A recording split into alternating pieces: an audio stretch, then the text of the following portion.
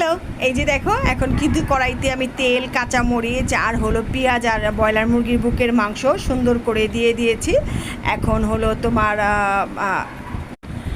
আর হলো এখন একটু জিরা দিয়ে দেব, একটু আদা রসুন বাটা, এগুলি দিয়ে সুন্দর করে মশলাটা মাখাচাকা করব। যেহেতু হলো তোমার ব্রয়লার মুরগির বুকের মাংসটা দিয়েছি, মাংস দিলে কিন্তু একটু মশলা দিতে হয়, মানে এটা আদা রসুনের বাটা, জিরা বাটা। আর তোমরা তো জানোই যে আমি কাঁচামরিচ আর সাদা গোলমরিচের ঝালটা খুব পছন্দ করে খাই, তাই বেশিরভাগ তরকারিতে আমি কাঁচামরিচের ঝাল আর সাদা গোলমরিচটা দিয়ে খাই, সেটা আমার খুবই ভালো লাগে।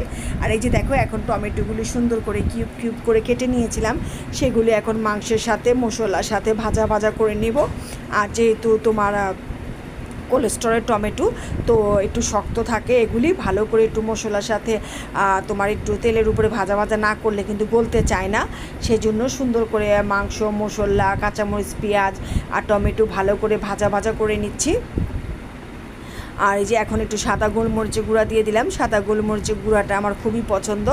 আমি খেয়াল করবা আমি বেশিরভাগ সময় কিন্তু হয় সাদা গোলমরিচের গুঁড়া খাই, আর নয়তো কাঁচামরিচের তোমার ফালি করে খাই, বা ছোটো ছোটো পিস ছোটো ছোটো করে টুকরা করে করে নেই। আমার কাঁচামরিচের ঝালটা খুবই পছন্দ, বেশিরভাগ। আর শুকনো মরিচের গুঁড়া আমি বেশি একটা খাই না।